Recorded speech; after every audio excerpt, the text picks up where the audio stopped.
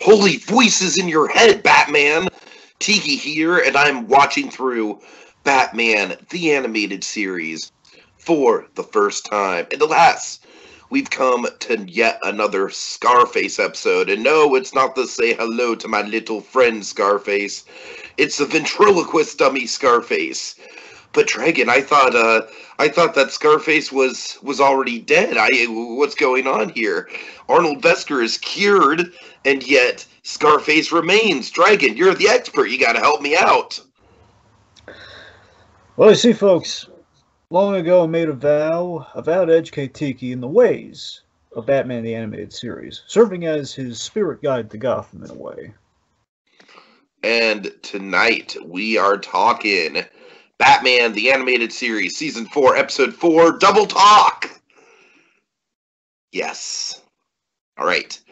So, Dragon, I like this. I like this quite a bit. It didn't quite live up to the psychological horror expectations that I kind of had for it. Like, I think the premise of this episode is ingenious. The whole thing of, people using the Scarface dummy to get under Arnold Vesker's skin. Wesker. Am I saying Vesker? I'm sorry. Yeah, you keep saying Vesker. I don't know why. My bad. Arnold Wesker. My bad. To get under Arnold Wesker's skin.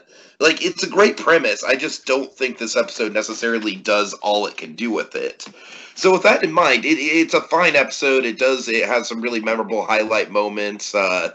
Definitely some great voice acting from Scarface himself. Some really good dichotomy. And Bruce Wayne, like, some really cool Bruce Wayne stuff in this episode that I think you, of all people, would appreciate. Bruce Wayne. All right, sorry. How do you feel about this one?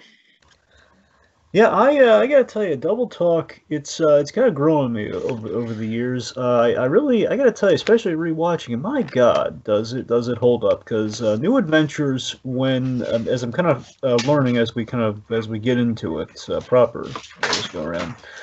I tell you, it's New Adventures starts off really strong with the stories, and I think we're kind of getting into the sweet spot, kind of at the top of the season right now. I mean, and by the time Never Fear's a big standout, so I'm really excited to get to that one. But Double Talk was also another one I was looking forward to. But I think it's got really good, strong content of story. We bring on a really big writer for New Adventures this episode, so he kind of comes on here and is one of the all-time greats in the DCAU. So I think he's kind of like the Dini passing the baton to an extent. Oh, okay, interesting. To an extent, I mean, again, no one's going to out Dini. Let's be honest. But yeah, it's. I gotta tell you, I think you're out of your mind that, like, the psychological horror in this thing is palpable. It's amazing, man. I think we do some great, psychodrama. Dragon, again, I think I was probably just like, it is really, really good. I just think I was probably building myself up a little bit too much for it. Maybe I would appreciate it more if I would have gotten a second watch with it. But you know what? I'm sure as we go through and we point out stuff, I'm sure I'll be won over and being like, oh man, like. Because, yeah, like, premise alone, this thing's really, really fantastic. Yeah, I gotta tell you, rewatching...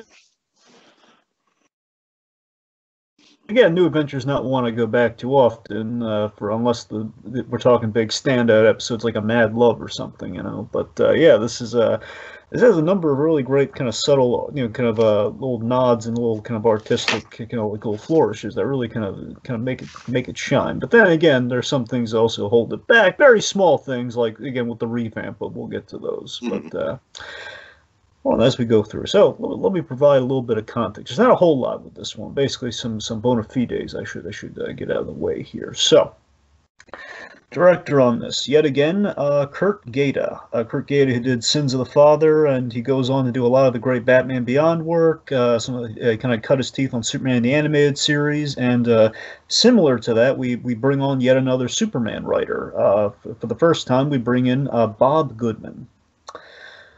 So Bob Goodman, he's a big deal. So this guy, he did a lot of the best Superman episodes. Like, I think I showed you this one once. It's called The Late Mr. Kent, the big murder mystery Superman. Oh yeah, for sure. So that was him, and I forget if Gaeta directed that too. The point being, Gaeta and then Bob Goodman directed and wrote some of the great episodes of Superman the Animated Series. So we have him on this. Goodman, fantastic writer, lives up to the namesake.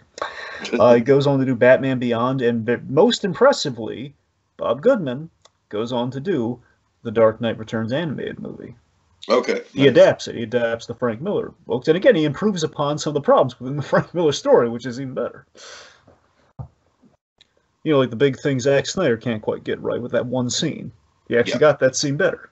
So, well, man, a lot of love for Goodman here. This is where he kind of cut his teeth on that. The studio worked on this, again, as per the pattern, until we get to episode or so later. Coco and Dong Yang. And, of course, when I say Coco and Dong Yang... in name only.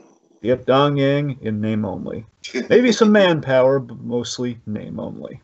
Yeah. Having done Cold Comfort and Sins of the Father up to this point.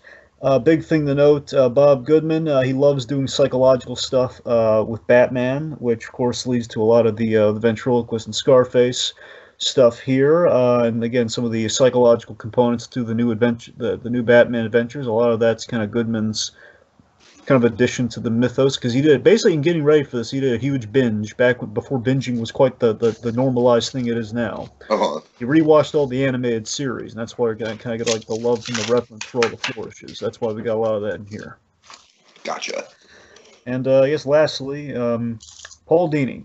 Paul Dini, he actually, Paul Dini, he pitched the premise for this episode. It's basically the way Lockup went down. Or basically, Dini comes in with the pitch of.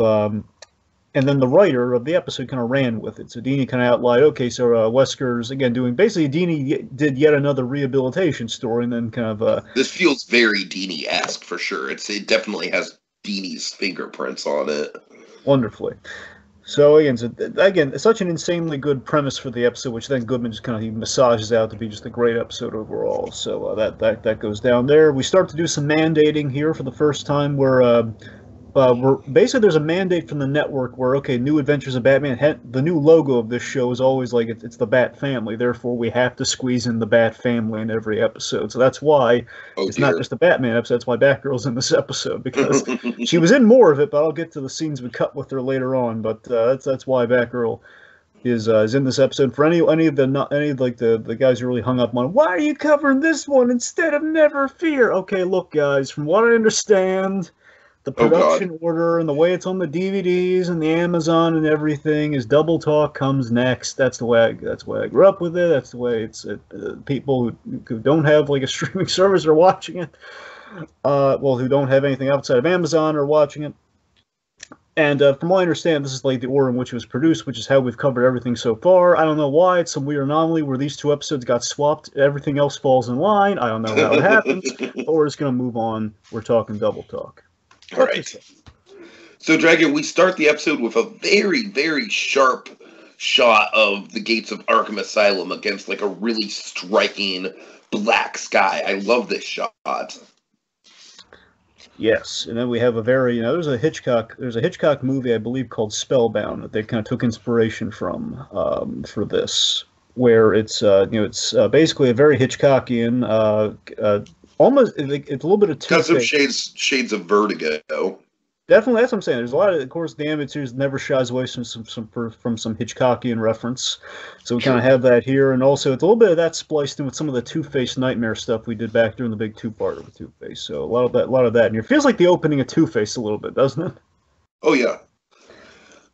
So we have like this big clock representing time. We see all these cells, like this piercing yellow light, which is really important.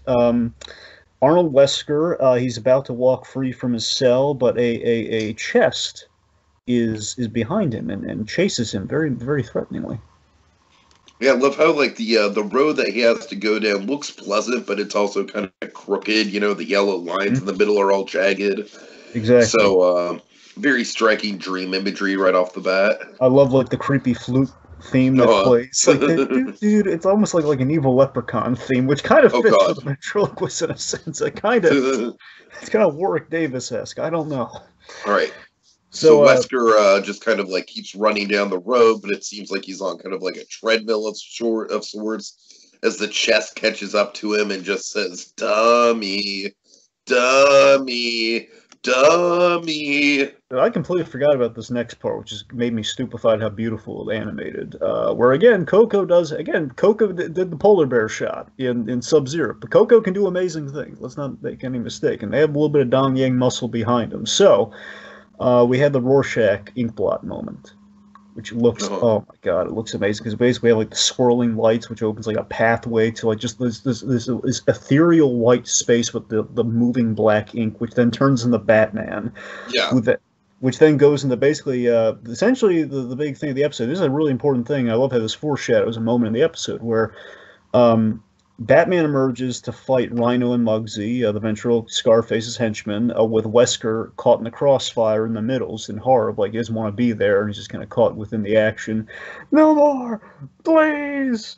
And Scarface then emerges he bursts out of the chest with a Tommy gun. I mean, that pretty much tells you all you need to know about the twist if you're really paying attention, Dragon. Exactly. And then he jumps out of the thing and he's shooting the Tommy gun like a maniac and then basically shoots Wesker into being awake. So great nightmare reveal for an opening. It's tremendous stuff. Good stuff. Uh-huh. So we reveal very visually and very well in Wesker's cell. We see a little certificate of sanity that Arnold Wesker is about to be released. Yeah, the therapist is saying that it's normal that he's having these sorts of dreams because the dream is kind of like pulling him back from a clean break from the past, and I'm not putting it right, Dragon, but he's in the middle of like an exit interview with Joan Leland. By the way, Joan Leland, I love Joan Leland, man. She ties into all the Harley stuff, so I love we keep building her up until we get to Mad Love. It's really nice. Ah, nice. So basically saying you put the work in, it's good enough for the state, it should be good enough for you. Put in the 6 months of work. So, you're going to be fine, buddy boy. But importantly, he's expressing concerns. So basically, so long as you continue, stay away from the old life, make a clean break, you'll be all good. So before we go any further, I want to talk about the design on Arnold Wesker. Okay. So yeah, this look, it's not the worst by far because again, I think Joker's kind of in the upper echelon of the people who kind of Joker is the worst that I've seen so far, Dragon, without question. True. There are going to be a couple that are kind of in the Joker space. None that quite surpass Joker, but we'll get there. But here's the thing: ventriloquist. I get what they're going for, where the whole point of all the revamps is to make things easier for the animators and make them a little streamlined to help them animate better, be more expressive. And I get that with Wesker, where he is expressive when the man's kind of breaking down later in the episode.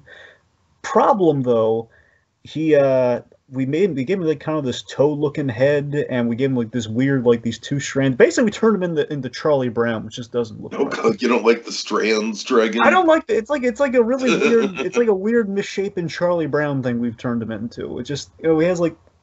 That's essentially what we've done. We stripped away all. I don't mind it. I don't know. I love what we do. Really mind the Joker stuff. So it's. I mean, I could see how it's not as streamlined as something like Mr. Freeze, where Mr. Freeze, there's key details missing, but it makes sense. So I see what you're getting at there. It's not as clean looking as the original one was. I mean, there's also there's not really a logic to it. It's just we just kind of streamed them down in an uninteresting way. But the other ventriloquist, he had the Coke bottle glasses. He was a mousy guy. I don't know. He looked more, he was more memorable. This one's okay, he's a schlub. Okay. Well, to be fair, I think the character's always been kind of a schlub. I mean, yes, I guess that's the point. It just looks like it was kind of a weird, give him the two strands of hair thing. It was kind of, I don't get it. Anyway. Okay, so the point, make a clean break from the past, and your alternate personality will continue to be suppressed. And also, it's a whole known felons point of when people get out of prison, you're not on parole, you're not supposed to, kind of commiserate with known felons or known criminal entities, some variety. Okay. All right, so ventriloquist is going to be alone for the first time, which, again, I love the ambiguity for the episode here, where, again, there is a question of, from later on, is Scarface, is he quite suppressed this whole time, Yeah, the episode plays around with that in a really interesting kind of way. So this is where things are really good. Go on. So, Dragon, Wayne... What is it? Wayne Meadows? Wayne Gardens. Wayne Gardens. I almost got it right. House. So, what do you think of Wayne Gardens, Dragon? I love I always loved I this had a idea feeling from you the would, episode. Dragon. I had a feeling you would. I always This is loved some this. really good Bruce Wayne kind of building up Bruce's character. And again, going through the animated series as we have, I love that there's a wonderful continuity of this. Where so I love Bruce Wayne taking an active role in Wesker's rehabilitation, kind of putting him out in the world again. As I say, I love that Batman's not just punching crime in the face; he cares about the aftermath. Everyone always makes the joke about Batman just beating up on the mentally ill. This shows he's not just beating up on the mentally; he's helping them. You know, we have this wonderful bit here. Like you go, we're in a really it's a really nice room that he gets to. It's a really nice, Yeah, yeah. it's a modest room. It's a nice modest room where Miss Seeger here shows a little kind of basically she runs the halfway house. She shows Wesker to his room. By the way, this is a network note for this lady here, Miss Seeger, because we needed a positive little person in the episode. We had to make this. We had to make a little person character. Because originally, this was supposed to be Batgirl. It was supposed to be Barbara, who was like dropping by the halfway house to keep tabs on him. But again, we kind of found the balance there. I actually that's really interesting. I feel like I like the character. Yeah, it was a good call ultimately. You know, it's just It kind of just like fills out the role just a little bit more. You know what I mean? yeah. All right. All right, let's see. So anyway, per the program, per like the program of the halfway house, Wesker has been placed at Wayne Enterprises. He's been given a job at Wayne Enterprises, and Arnold's just truly touched in this moment here, where he's just like, after all the harm I've done, I have a new home and a second chance. There must be a guardian angel watching over me, and we kind of pan outside out to Batman watching from the window. Great shot. It just shows you how sappy I'm getting in my old age here, but I love you look. Bad there if you really you practically have to freeze frame. If you look, Batman has like a little smile going on, little himself there. Really, it's like a little half smile, a little smirk as he grapples away. And that's my favorite element of the episode. Is that Batman is helping the ventriloquist with his rehabilitation, and it continues to give him hope for the mission to work. And the continuity of which is that he's got a real shot at it with the ventriloquist, and he's learned from the past. You know, he's Penguin. He assumed Penguin wasn't going to reform where he actually had a shot at. Harley Quinn, very close to it, but then things went belly up. But again, there was hope there. Mr. Freeze, so close, but then that thing ended tragically. So, because again, he didn't keep tabs on him. Mr. Freeze ended up a disembodied head. So he's taken all the past, like almost success cases, and now he's keeping the most watchful eye he can on it. He's like, because this actually could work, because he's a victim in all this. He's seen this firsthand. So, in another sense of it, he's trying to save another person with a split personality, like a Harvey Dent, who he couldn't save in his past, and he actually has a chance to. I thought it added like an extra layer of pathos. He's kind of saving someone almost a Harvey Dent, not as personal, but just in the sense of he could save someone with a similar problem to a Harvey Dent. Definitely. So I always love all of that. So that was definitely the biggest thing I've always loved taking away from this episode. Like, man, Bruce Wayne really helped out there. It's great.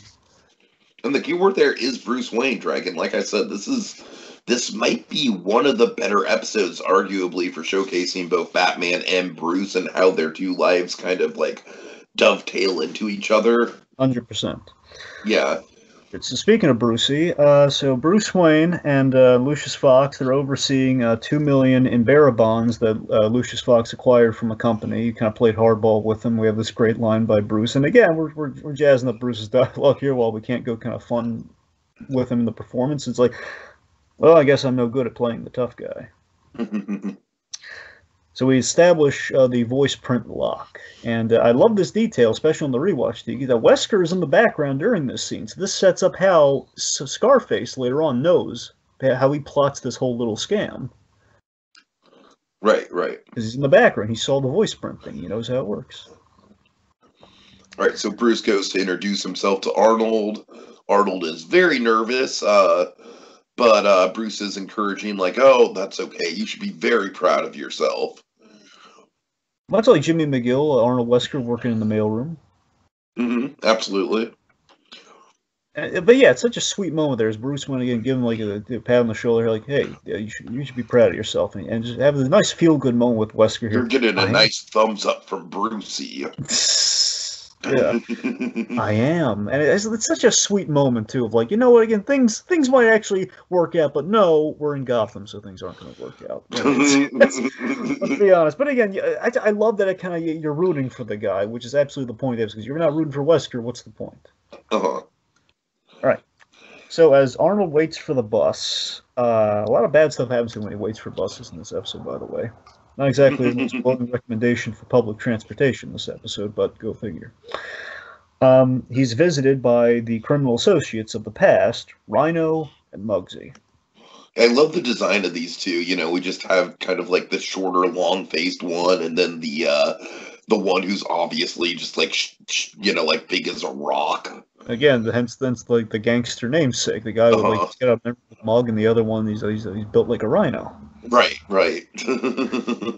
So where's Mr. Scarf? Basically, they want to know where's Mr. Scarf. And I always love the conceit with these guys, where they're so simple yet so committed to the dummy as their boss. Where all they know is, look, he gets really mad when we don't refer to him as just Mr. Scarface. He comes up with the really smart jobs that get us paid, so the dummy's in charge. They've accepted that but they don't get quite. Yeah, I love the idea that the dummy is like somehow this like, you know, financial boon for them. So, again, not quite grasping that. Okay, no, guys, the ventriloquist, you know, he controls the puppet. You realize he's like a part of his mind, right? They don't get it. So, Wesker, he tries to flee very smartly. I love the kind of PSA quality of like, you know, for it's almost like an after school special, like for ex-cons. Oh God. He tried to run away from him. That's the right thing to do, kids. Right. Just say no. Anyway, so this is like he tries to flee, says no. He says he's trying to be. He's the doctor's orders. He's got to stay away from them. He says you can't ditch the boss like that. He's too smart for that. Which is of course going to set the stage for the twist to come. A lot of good foreshadowing there. So then, like, he's just very, very panicked. Says, he's gone! And then we have this great... I love this Batman moment, man. It's awesome. Where Batman, very Batman is... I don't think I've ever seen Batman, like, go out of his way for a villain as much as Well, Wesker's not a villain, you know, I shouldn't say that, but, like, Batman really hasn't gone out of his way for many people outside of his immediate family, the same way that he goes out of his way for Wesker in this moment.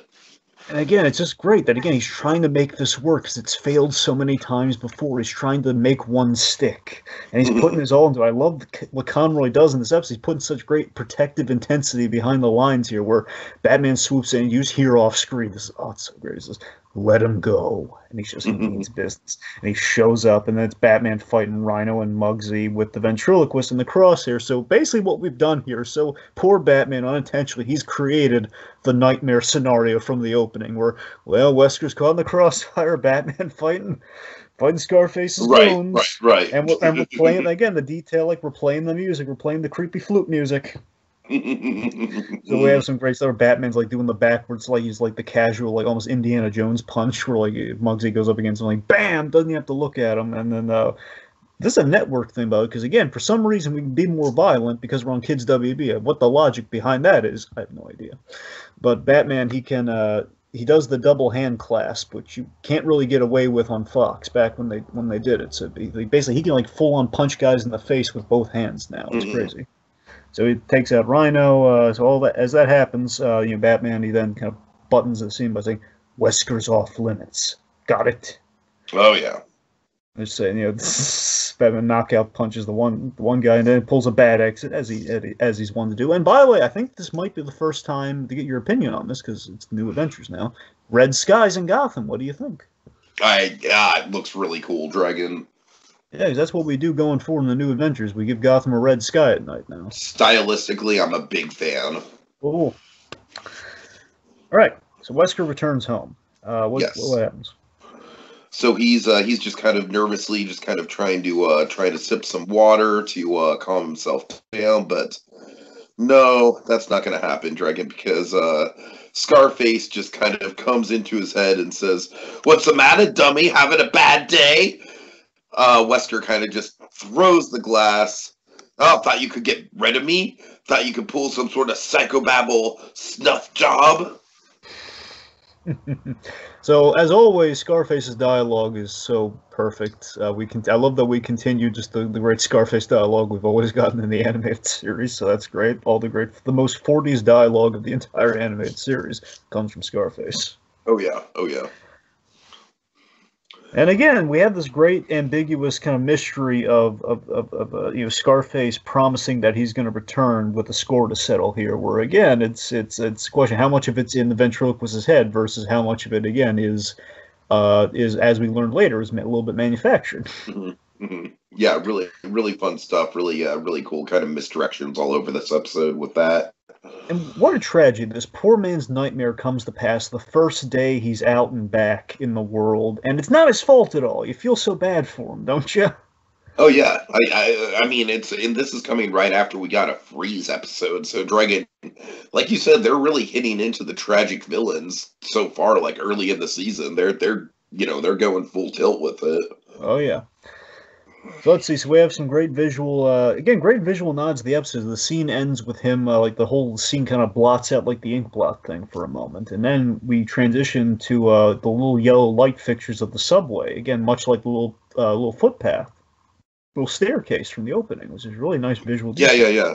And he ends up at the park, just like the Nightmares. He's strolling through the park. I mean, even there, I don't know if you noticed this. When he walks through the park, why they did this is still a mystery. It's like in animation, it's called a model dump, where they just use the same models they had access to. I kind of noticed it, yeah. Yeah, Clark Kent and Lois Lane are in this scene for some reason. I noticed that. I did kind of pick up on that. Yeah, so it's and I thought if anything, I was like, hey, it's like a little Pixar Easter egg. Exactly. So basically, even Clark and Lois are having a nice day at the park. They're chilling at the park. Just say, how was even Superman's taking some time off in Gotham? It's such a nice day. That's saying something. So we have a guy with a ventriloquist dummy in a sailor suit, just kind of entertain the kids. We turn around. Oh, we got to see he's hallucinating Scarface. Oh boy, Scarface is on Wesker's mind. A little jump scare here, a little jump scare at the bus with a man in a hat. And later, we're gonna win Enterprises. Oh yeah, Arnold's a little off. He's having a rough day. Dragon, I can relate to this so much, and I feel so bad for him here. Mm-hmm. Where it's just he's got so much on his mind. He's like, spilling mail all over the place. He's just bumping into people. He's just clearly not in a good frame of mind. Bruce is asking if he's okay. And again, he had such a nice little rapport with Bruce Wayne. So now he's getting a little anxious. Oh, boy. So now Wesker's like, oh, okay. He's just going to run away from Bruce. And then he tips over the mail card. Like, oh, dear. He's putting it all together. And he finds the letter marked dummy, which is that's a legit jump scare right there. Like, oh, God. right.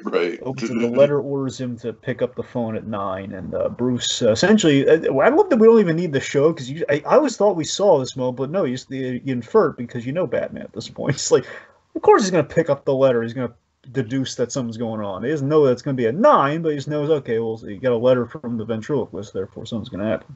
Sure. Well, letter from Scarface. Anyway, so then we have. Here's one of the money scenes of the.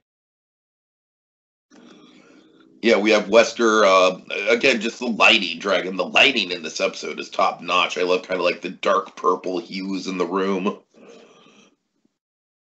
But Wesker's just kind of like waiting for the phone to ring at 9 o'clock. And then, of course, indeed, the phone does ring. Wesker's just like, it's just my imagination. It's just my imagination. The message, go ahead.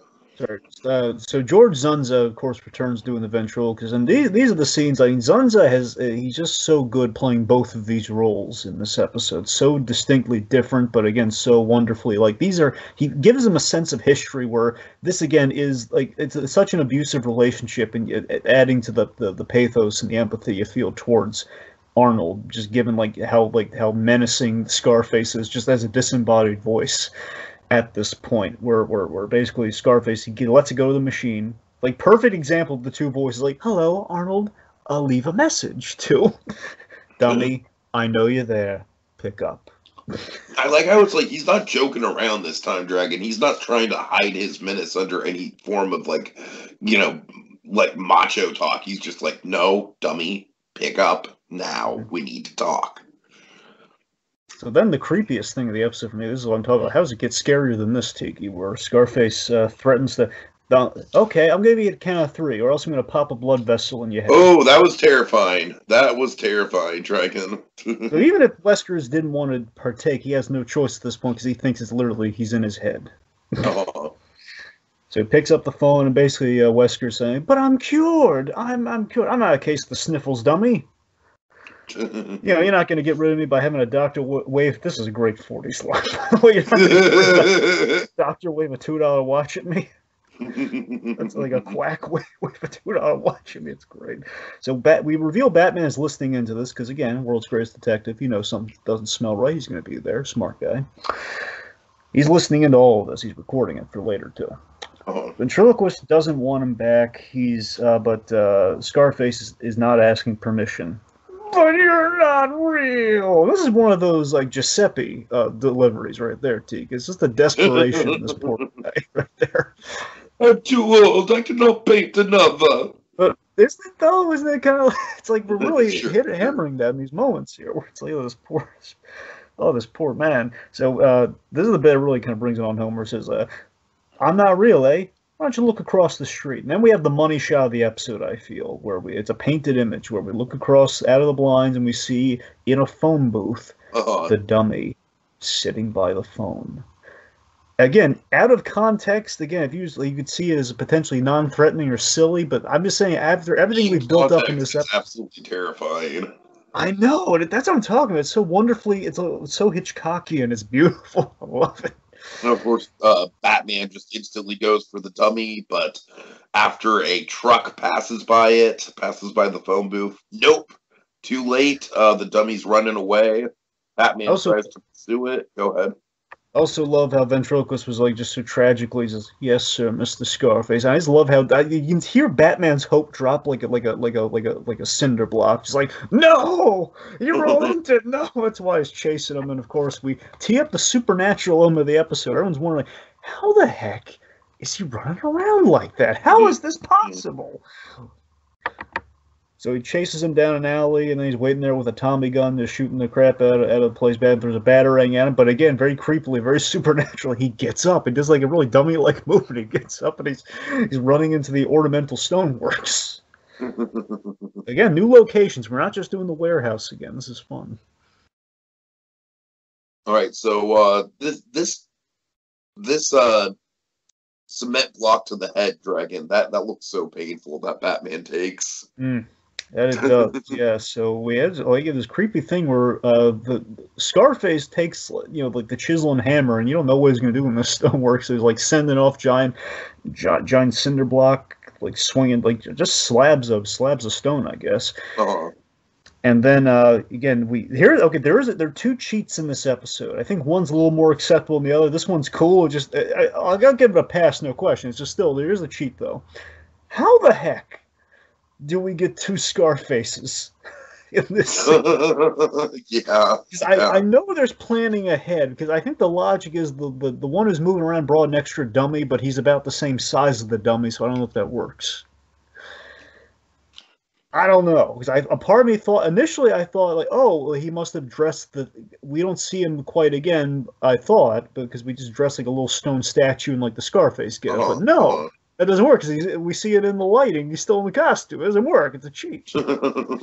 But again, I'll take it because it's a creepy fake out that gets Batman kind of knocked around. So then, of course, he does like this giant domino topple of like, all these giant statues. Not Batman without giant things. Very Dick Spring-esque. Like, all these giant statues. Oh, yeah. Very timber. It's like again very Schumacher-esque. All these giant statues topple over.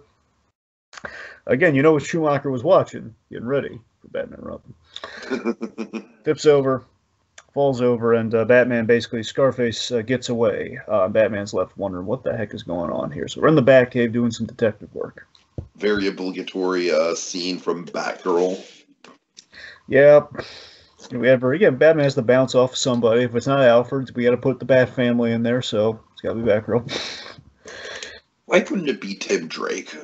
Well, it's again because they're building up for the Never Fear episode, apparently, assuming we're in the right order here, I guess. I don't know. Fair enough. Anyway, so, yes, we're in the Batcave. We're playing Scarface's audio, seeing it. And here, okay, this is the other cheat of the episode, by the way. 2 cheats in a row, but this one's an actual cheat. So, the voice is not a match. where clearly it's George Zunza doing the voice, but they have to say that just for the point that happens. Yeah. that was probably the biggest plot hole that bothered me, Dragon.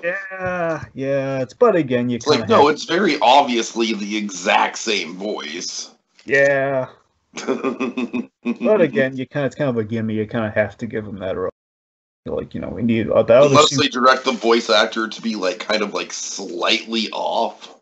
That's what I'm saying. It's like it'd be really difficult. Yeah. The point being, someone has done a very, very good impression to drive Wesker. An impeccable impression. Absolutely, because again, it's close, but it ain't a match apparently. Technology, I guess. So, basically, we learned this because there's a speaker in the room. So, Batman, as he searched the apartment, found a speaker in the room. I like how simple that is, Dragon. I like how simple the speaker in the room is in terms of just like getting into his head. It makes so much sense. And it's genius too, if you're gonna because you're gonna basically jumpstart the voices in his head again, which is it's right. A great psycho. Again, it's a great psychodrama and so tragic. Where so let's see. So Batgirl is asking the big question, like, who would want to torment that poor man? As we, the audience, are wondering. Who? And Batman, as very smartly says, there's a short list. Rhino and Muggsy, of course, it's going to be that. All right, so Wesker, he returns to his apartment. He closes the blinds. And I like how he just kind of like ominously linger on the phone booth. Yeah. We just, of course, again, given what happened last night. And again, Dragon, I'm sorry, I hate to be repetitive, but I love kind of like the dark orange hues of his apartment. Or not orange, purple, the dark purple. Yeah. Absolutely. Again, there's so much great shadow work, because again, it's like so many different shades of shadow and dark. Again, here's the thing, people is undervalued, because again, like the apartment is not lit, it's nighttime. So you're not going to have any lights on, because again, until the one light comes on, until he puts the one light on. Right. So I don't know, it's good detailing, really good detailing. Again, adds an ambiance, adds a feel to it. Speaking of which, then yet another great psychodrama scene here where we just reveal sitting in the apartment, Scarface. And again, it's like these little... That to me was the biggest jump scare, Dragon. That's what I'm saying, just the psychological little kind of moves here. It's just like, oh god, we can't escape it at all. It's like he's just there. All they had to do, put a speaker in the apartment and put the dummy in the room. Right. That's what's so scary and sad about. Like, oh man, it was doing so well. And okay, so give me a ballpark so I can plan my day. And I love that you see his hand, but he just stops. Like the hand is on an instinct. Like the hand just hears the voice and it's going to follow the orders. Like like the abusive relationship where he hears the old he's gonna follow it. He's gonna follow suit, but he doesn't want to. It's like, come on, dummy, pick me up, give me a ballpark. So again, it's a big moment of relapse, and it's so sad. And then we just cut to we don't even see him hoist him up, but we just cut to Rhino and Muggsy playing their card game, and then we have like the orange lighting here, as we burst through the door, and we see the ventriloquist and Scarface. Better look sharp, yous Muggs, because Scarface is back. Oh yeah, great Act 2 cliffhanger.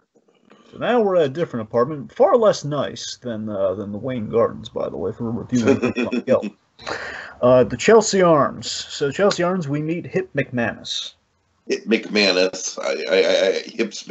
I love that name, Dragon. Yeah, so he returns home. He steals, a real jerk too, because steals the neighbor's paper and the milk. Let's see. So basically, we have I'm just gonna say it. This guy reminds me of like small time crook, a small time crook version of Gary Coleman. Little bit. Here's the other thing. I actually know I know the actor who plays. They got a little person to do the voice here. Okay. So Billy Barty he's a great kind of character actor of little people on TV. I know him from Get Smart. He's in one of my favorite episodes of Get Smart. That's not one that's aged well, but it's a really fun one. It's called Hello Columbus, Goodbye America. Where basically he plays like one of the bad guys' henchmen. He's fun. And I can't give you the name, Tiki, but he's in Rescuers Down Under. He's one of the mice characters in Rescuers from Down Under. Interesting. He's called like a bait mouse or something. He's the guy who's like a bait or something. I don't know. It's like supposed to. Sorry, that's all I can give you. All right. Point being, yeah, he's done some voice work since voice here. So we have a little paint error in this scene too, where his hairline kind of disappears because they didn't paint it right. Can't all be gems, folks. But anyway, um, so Batman has a bad entrance as he just appears there, and the man spitting out his smoke. He tries to flee, almost like the little person, the Joker movie. Just doesn't work out for him. Batgirl's waiting there, close the door behind him, and Batman interrogates him.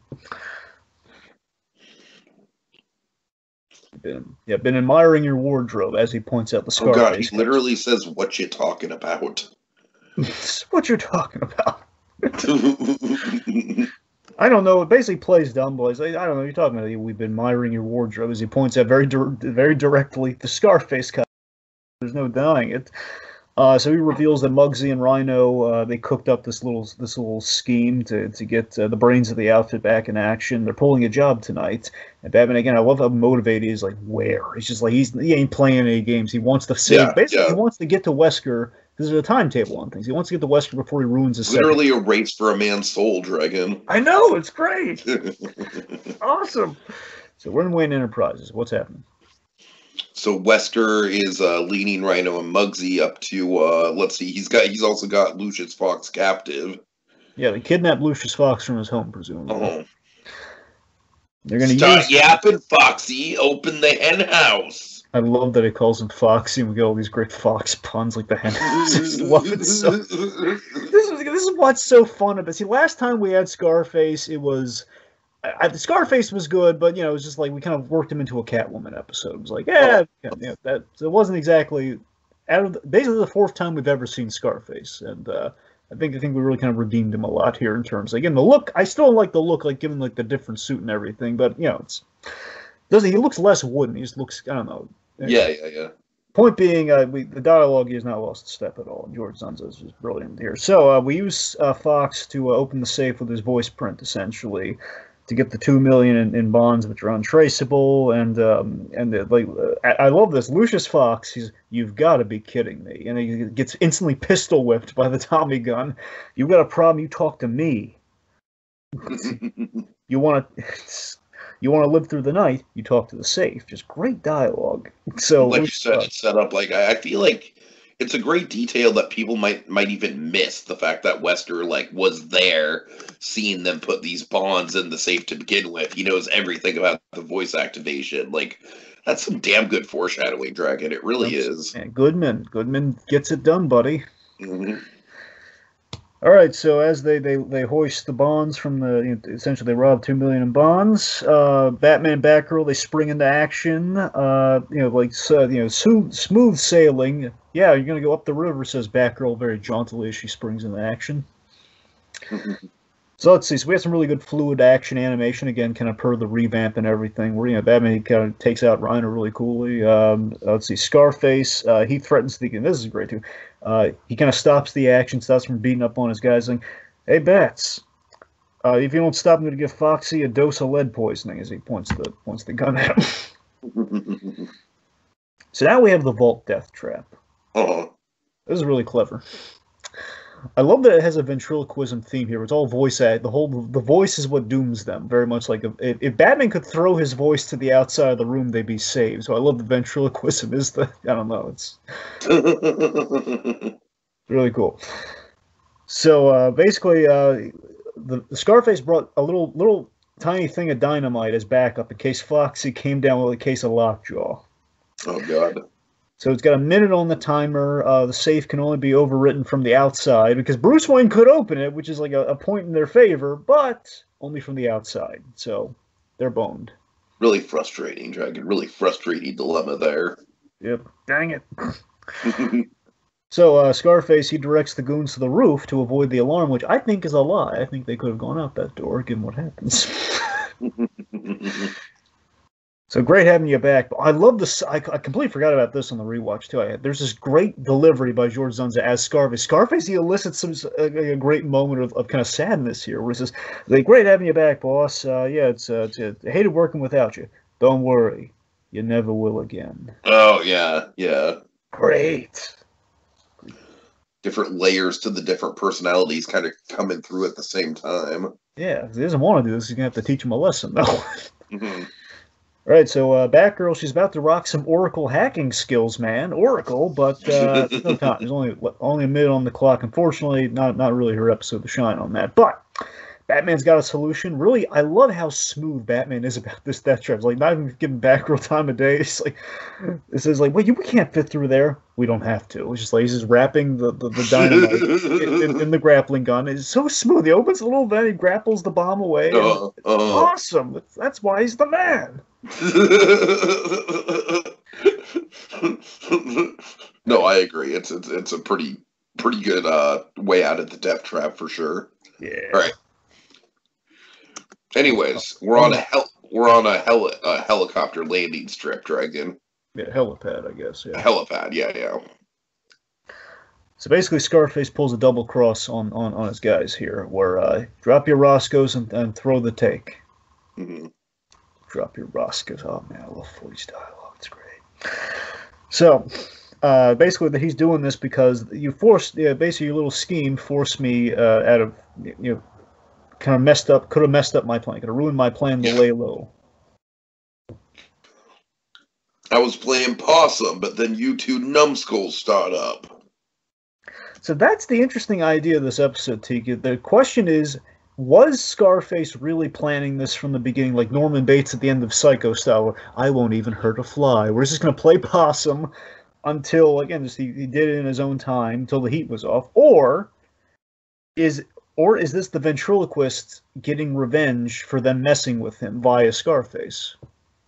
I really love the moral ambiguity to that, and just kind of the psychological ambiguity of that as well, Dragon. You can break it down in a lot of different ways. Because I know, I love that we don't get quite a clear-cut answer. Wesker's always, the whole purpose of Scarface is his assertive side is through that dummy. So these guys, they ruined his second chance, therefore the Scarface is going to kill him. It's great poetic irony, too. It's poetic fate. So anyway, so they're begging, please don't kill us, Mr. Scarface. Like, no, boss, like stop him. So then the Scarface goes on to say, when the muscle thinks it's the brain, it's time to amputate. So let's see. So he tosses a bomb at him. They run, so they're dangling from like the helipad or like the roof, kind of like a platform, and then the railing. So and they shooting at him. This Rhino's begging, please, Mr. Ventriloquist. So Batarang comes in, like nails Scarface, well, right in the face. Bam.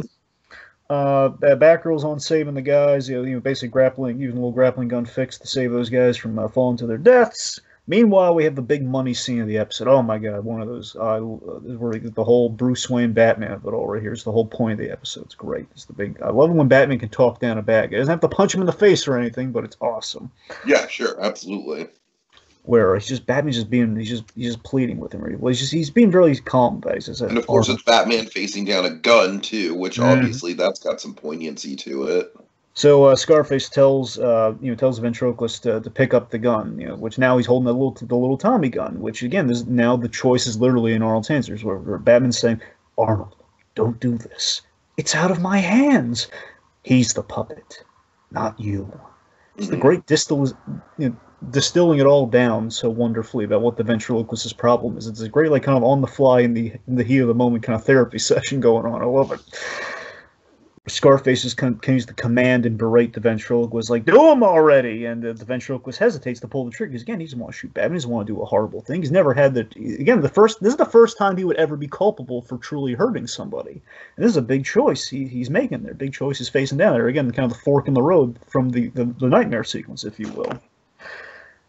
And then Scarface goes on to say, for once in your life, do something right. And that's when something big happens, Tiki. What happens? Scarface, or the ventriloquist, Wesker, he's like, you're right, I am going to do something right. And then he just shoots the dummy up, Dragon. He just shoots him up. Yeah, he just shoots Pops the crap him full of lead. Yep, he makes Scarface live up to his namesake.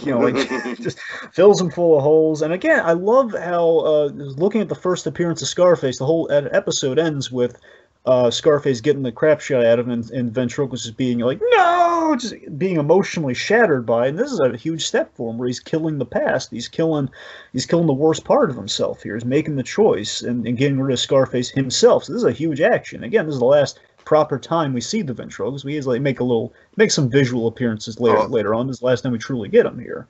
But we get this brutal death of Scarface Dragon, where it's like, I love how we can skirt the line with it, where visually it is kind of haunting. Scarface just getting sucked up into the wood chipper.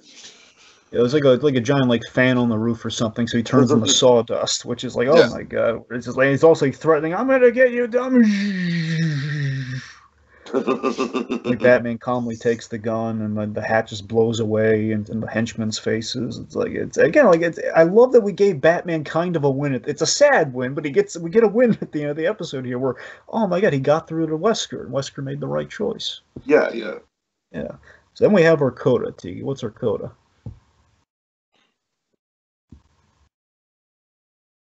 I'm sorry. Can you back at the Wayne? We're back at the Wayne Gardens, and so we learn that Bruce Wayne. This is really touched my heart here. Bruce Wayne, he still gave him the second chance, where he gave him his job back. He didn't hold the whole thing against him.